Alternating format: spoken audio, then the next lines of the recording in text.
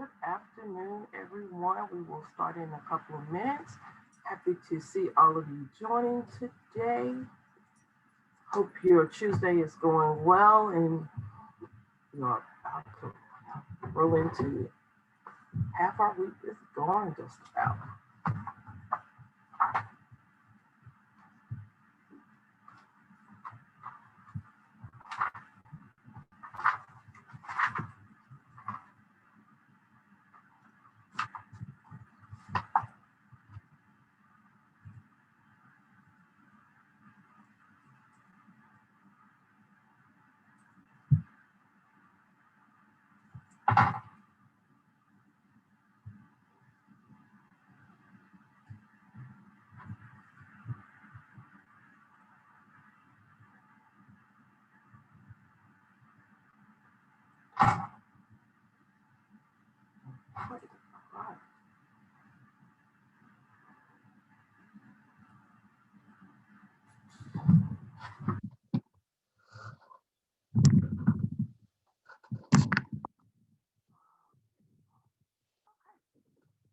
Go ahead and get started. And as you know, today is a little bit different from our typical situation, but we'll go ahead and roll into this.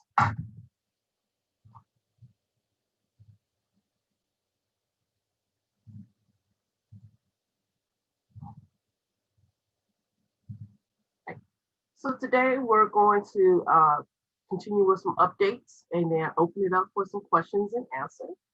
And then I added in an opportunity for shout out and happenings. What's happening in your district? This kind of. You want to say something to about what's going on or share? We'll have an opportunity for that, and then we'll end with resources and call it a wrap for 2020 on GT20 Tuesday. As you know, probably starting in October, I started adding in this slide and I updated it this time to include so that we can kind of see where we've gone with our COVID data from the last time we met was November the 8th, really thinking, oh, it's been a month now.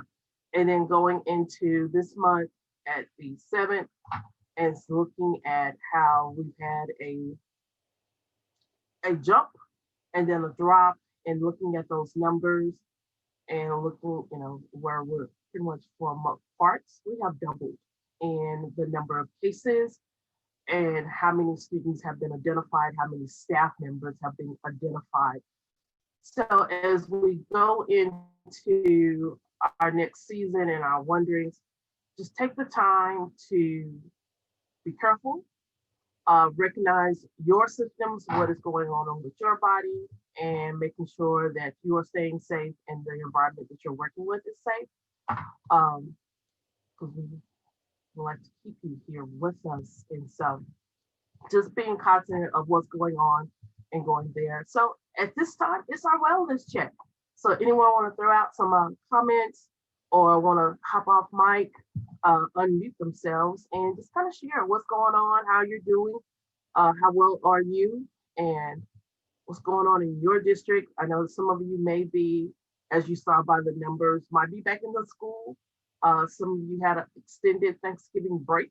Some of you might be moving up your Christmas break or actually extending Christmas break to give a little time for those in between. So anyone want to share or give any comments or just come let us know. We've got different things going on across the state. Or if you just well and healthy or good things are going on with your life, let us know. I'm always good to talk about my nephews. So, the Tennessee Titans actually got to start a whole game and play the entire game for the Titans, and then they've lost to one a couple, but his name is being called out on the field. So if you're Aaron Brewer on 62, that's my nephew. And then the oldest is actually doing more supports for the family and working on finishing up his degree. And so we're looking good here. My mom is well. I'm doing good. So we're doing well. I hope everyone else is okay out there. I know Patty Rondon was out with COVID from Region 1. Now she's back with the region and working. So I haven't heard anything else. I know there has been a struggle in Region 19, Region 17, Lubbock area. And so we're just going to keep you in our prayers and making sure that we just, lift them up and keep them, because, it's hard doing the job that we do, plus do the job of others. And for some of you, or I know that you have multiple hats, but, trying to assist your other coworkers with some of those things as we are in this virtual world. So just kind of a few more updates, just to remind you where you can find the information if you are ever wondering on anything to update yourselves on. The main page for the COVID information is there, and then the instructional continuity, and then our SPAD populations information. So those are there. Pretty soon we'll probably come up with some more updates, but it's been pretty quiet. I think the last main update that I did see was dealing with attendance, and so that's on the main page.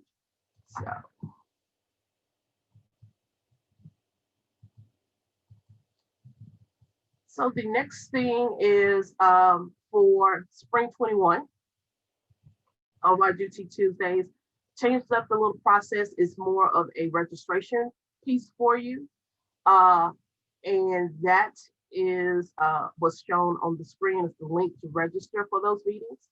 And you can always go out, step out to look at that, and then use, I think the last time I looked, we have 150 registered. It will register you for the entire series. And then after that, we will go from there.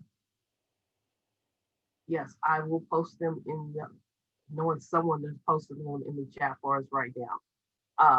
And they were, I did announce them last time and they were in the webinar, but we will get those posted for you for sure. While we're talking about GT Tuesday, so the webpage is being changed up just a touch. So the part of the YouTube, the videos will be on TEA's YouTube page.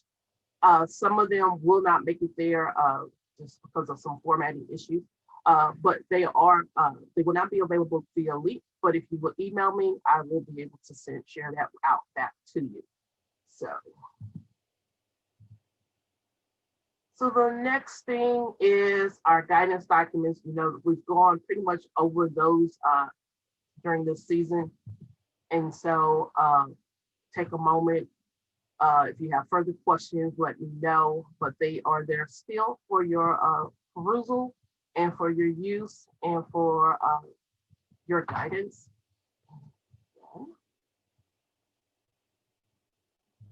And if you're not getting announcements from the agency or GT, please do sign up as our GovDelivery registration link is on the screen. And let me take 1 minute and get those for you.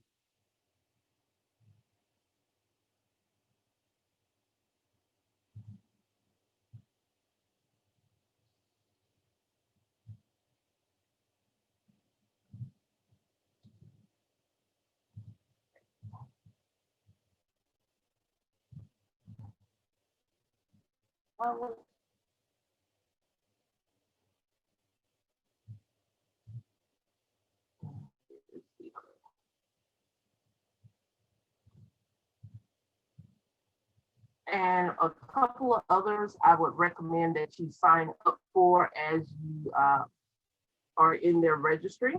I would recommend signing up for the To the Administrator address letter, and then the my counterpart who spoke with us a couple of months ago with K. Humes, so the advanced academics. So look at the to administrator address, especially that will get you pretty much anything that comes from the agency that is high level that's going out to most administrators. If those are something that you're interested in, I would recommend that you jump on that one. And then also look at advanced academics as they're putting out their information also. So once you go in, you can sign up for all the newsletters that pertains to your work streams and the materials that you work with. So, I always like to remind you of our definition of what of our state and the programs that we are serving. And so just remember, we're looking at those students who perform at or shows the potential for performing at a remarkably high level of accomplishment when compared to others of the same age, experience, or environment, and who exhibits high performance capability in an intellectual, creative, artistic area, possess an unusual capacity for leadership, and excels in a specific academic field. So those are the things that we look for, and as we strive to go to the next level with our services. And then our program services, what we're looking for is to make sure that those students have the ability to demonstrate their skills and their self-directed learning and thinking, research and communication as evidenced by the development of innovative products and performances that reflect their own individuality, creativity, and are advanced in relation to students of similar age, experience, or environment. And that our high school graduates have participated in services, or GT students will have had the opportunity to produce those products or performances of professional quality as part of their program services. As I've been working with and reviewing content for actually a couple of areas here at the agency, it's becoming very evident that some of these things that we're looking for and we take somewhat for granted that should be out there, and then when we start having those conversations, really like they don't get it. It has been a struggle, and it's been really a teaching moment for others to understand what we mean by self-directed learning, those thinking skills, research, and communication, how they put that into their programs as not an extra piece of work for a kid or afterthought, I'll put it that way. And so they're really working to make sure it's an intentional thought that is building on, or not necessarily an additional piece that really has no relevance to the materials that they're teaching. So I've been trying to get it down. All right, so that takes us to, as you know, I said this is your question and answer time. So you got a question for me, either can put it in the chat, I see one already, or I'll let you come off mute. So let me do the one in the chat first, and if I can answer it off the top of my head, I will. If not, I will research it and then share it back when we come back, because our next one is January the 5th. Okay, how can the high school students complete this task when we accept AP and IB classes as a way to serve our gifted high schoolers? Okay, so when you look at your AP and IB classes, you have to really think, how do you want, and most of them have some kind of product or performance that they do with that class. And that product may be as simple as a paper, but that paper needs to be differentiated for those GT students. So they've got a different rubric that they're using, or something it's been finessed some way for them, or there's a little more expectation, because it's not just sitting there and saying we're going to accept the AP IB class as is. It is looking at how do we improve those classes for our GT students. Because if you remember, AP is not designed for GT students. It is designed for all students to have college access. A lot of them do use AP, a lot of you do use that as your GT services, but you still have to expect that they are differentiating their curriculum for our GT students. So that's where you have to look for, how do they build that in? What are those expectations? How does that paper look different? How does that product look different? What is that next level that you're looking for?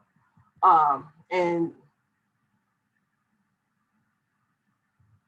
so let me go back to Abby's question, and then I'll go to Monica. Okay, actually, I'll do Monica's. Is that expectation stated explicitly somewhere on the TA website? It's probably not. Probably have to look to see how it is explicitly stated.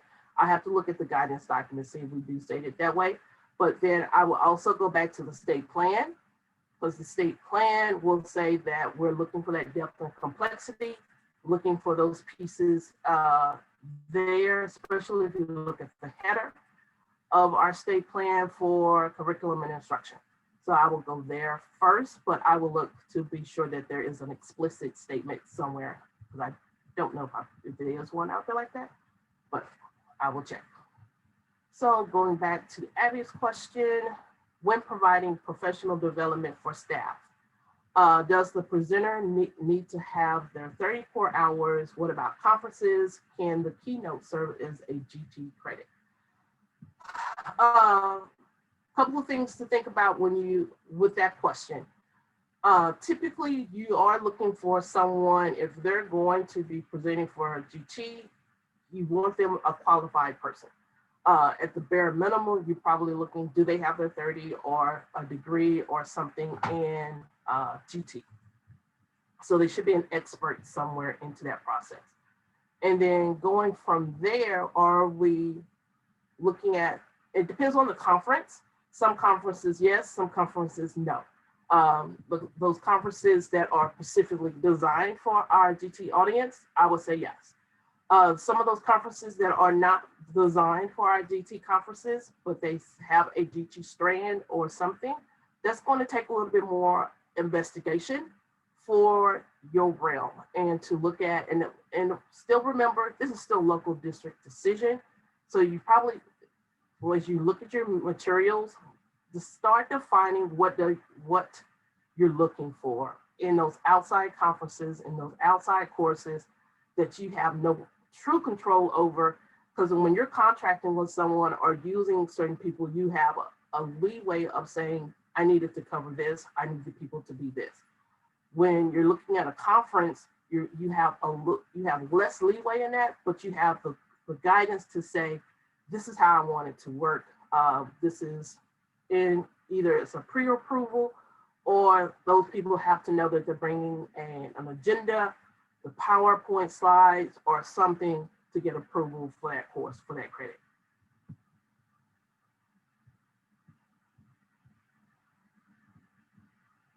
Okay, I see that one, yes. All right.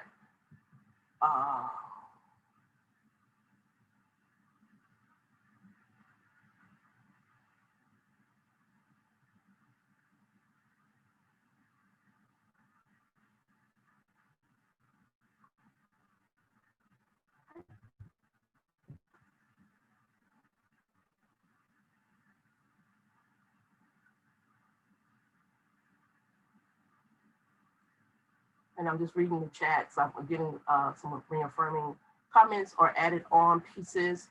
Also, so there's also looking at how they're tracking professional products and performances in those other areas, such as, those, because you got to think, sometimes they can also fall into your leadership components, but then those other courses and those other out of school options. Have to think about how do we term that. So looking at those as you go forth.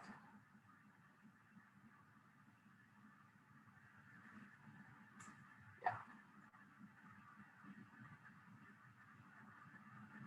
So yeah, we're looking at how they're different from those regular versions of those courses.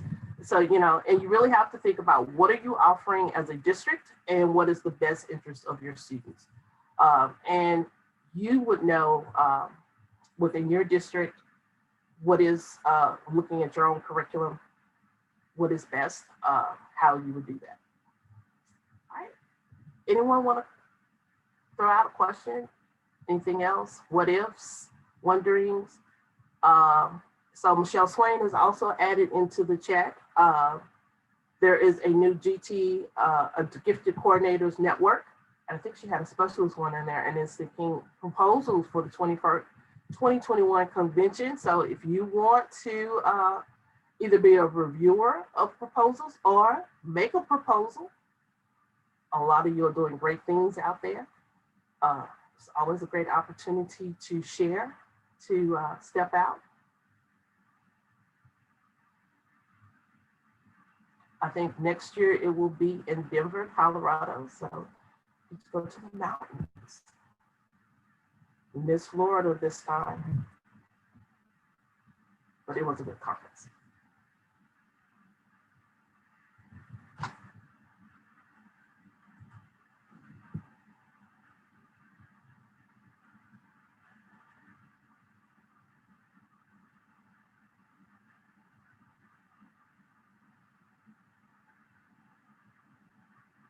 Okay, so Amber put in the chat that from the old FAQ number 17, basically stated what I stated about IB and AP courses. Thank you, Amber.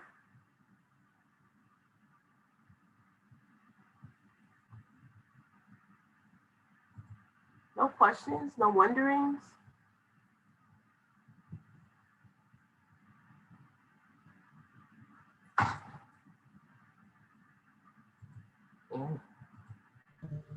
Monica, if you'd like me to take a second to just expound a little bit on the new Gifted Coordinator Network for NAGC, since there don't seem to be a whole lot of questions coming through.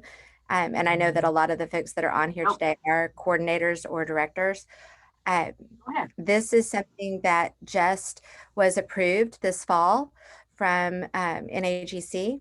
And so they are ramping everything up. They've just named the network chair and the program chair. And so the effort now is to try to get people who, the way NAGC works is that they get reviewers who, once proposals come in, those reviewers review those proposals and score them. And those are the sessions that get on the conference schedule. And so they're going to be releasing the submission for proposals soon. But in advance of that, they do need reviewers. And since Texas is full of such wonderful, knowledgeable coordinators and directors, it'd be awesome if several of you could click that link and submit your name as someone interested in reviewing. I'm not positive. I think you may have to be a member of NAGC, but I'm sure it'll tell you as you go into there. But then also, we're going to be sharing information going forward about how to submit your name to be a part of that coordinators network as well. So just wanted to throw that out there, hot off the presses. So excited for the opportunity for us to have a forum, kind of like the TAGT Leadership Division. It's a similar piece, but it's a place that gifted coordinators are going to have to network, to collaborate, to support each other, to engage in professional development together, professional learning together, not just at the annual conference, but throughout the year. So if you want to know more about that, just let me know.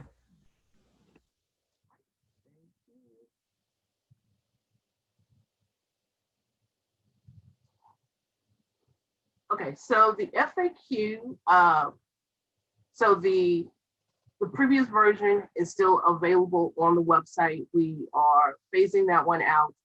Most of those questions have been reformatted into the interpreting guidance document webpage, and I will share that link a little bit in the PowerPoint in a few minutes. And I believe they're pretty much it's the same language, and so, but I will make sure you get that.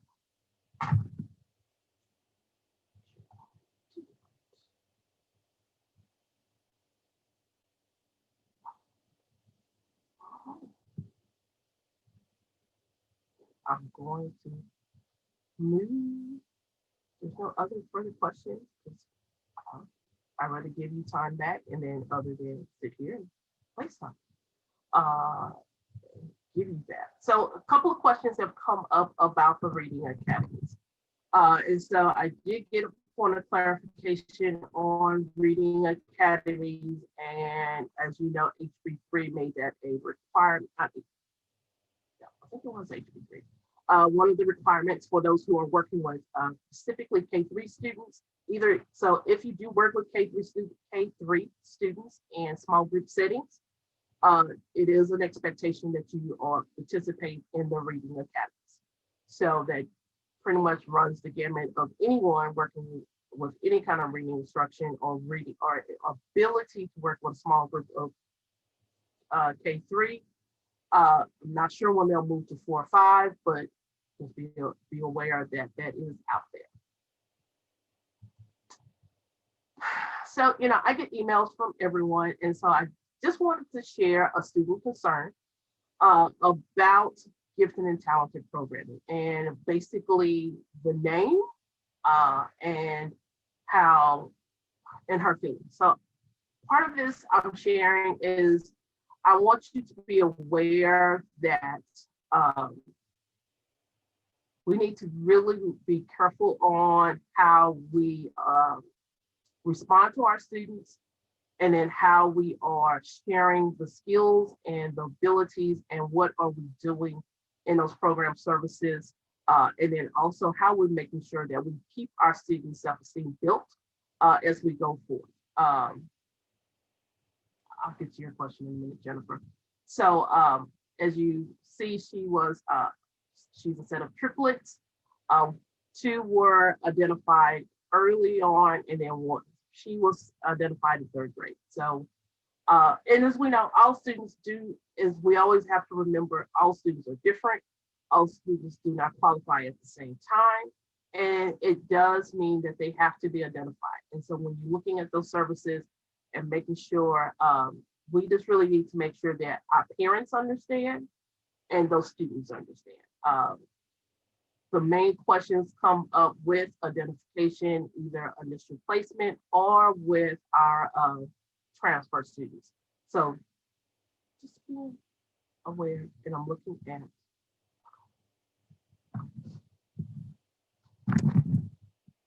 So going to questions. So will the reading academies count for our GT update? As a reviewer of the reading academies, I would say no. The reading academies will not give you enough strategies or anything to really support our GT students in these services. I will put that as a back burner thought process to after I've finished reviewing some more of the course. But currently right now, I would say it does not meet the qualifications for a GT update.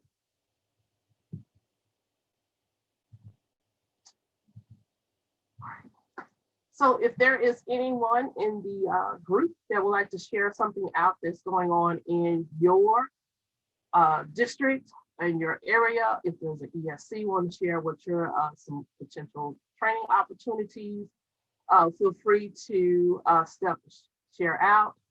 All right, we have Gifted 20 was marvelous. So marvelous. Okay. Anyone? And you can come off mic for this. This is your time. Any little celebrations going on, things that have gone well that you tried out.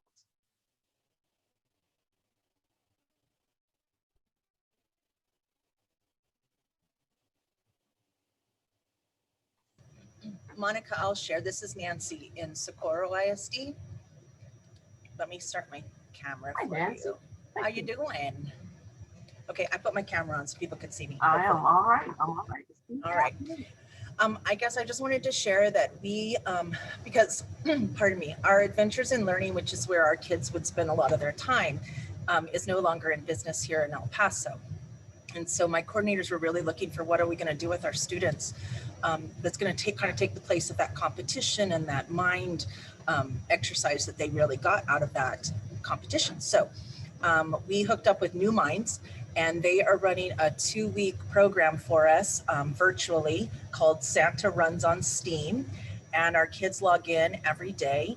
And they have a different activity, a different thinking activity to go along with Santa. I'm still waiting for the one where we decide how many calories he is consuming in one night, because I'm interested in that. I want to know. I'm hoping that's coming up in the next couple of days. And then Friday, we're going to have basically it's a virtual assembly where the kids will come together. They're going to share some of their ideas. They're going to have a challenge. And it's really been quite affordable. We have over 500 kids that registered for it. And so it was only like $13 a kid, which I think is a great number. And our kids are just really enjoying it. I tried to post some things on Twitter from what the kids are doing so that people can see it, but I highly recommend the New Minds program. And we're going to do one in the spring again with them, like I said, to take the place of what we would do with Adventures in Learning. So very happy with what we've gotten from them. Thank you. Anyone else?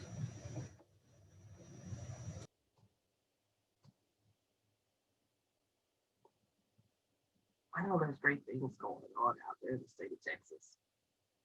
You are all marvelous.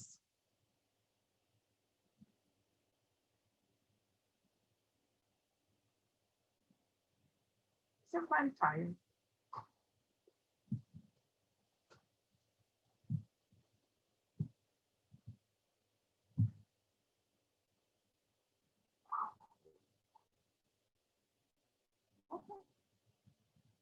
If no one has a chat, I'm on to do a couple of poll questions. So basically, first tell me what level do you mainly work with? Is it elementary, middle school, secondary, or all levels? I know some of you are all levels.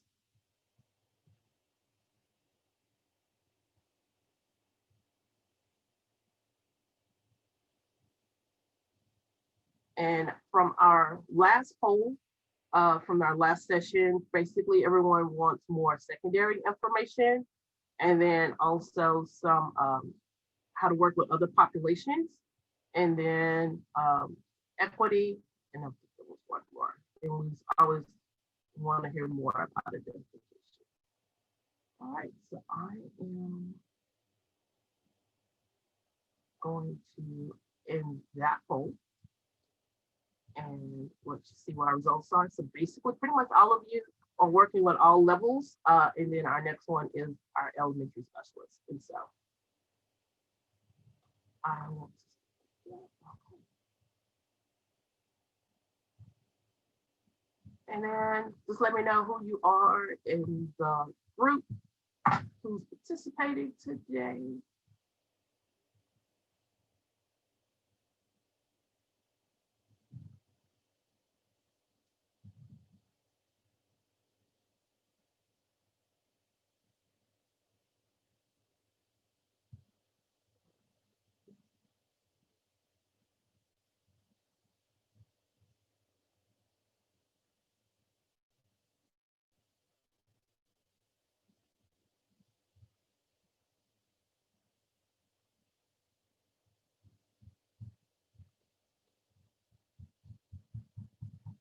All right, so thank you. I'm going to, so majority of you are our GT coordinators. So thank you for taking the time or making the time in your day to visit with me. And so I just want to remind you that the early, for our advanced primary readers, the reading strategies document is there. There are some inventories, checklists to look at the diagnostics for our pre-K, kinder, and first and second graders, how to look at those students, and then how to look, improve their skills. And then this is the other document, our GT Tuesdays. This page will be is under construction, revamping, so it'll be easier to find the links, easier to find the information. And as I said, the video recordings will now be available on the TEA YouTube page, and then those that are not available you can email me for, and I will share those out with you.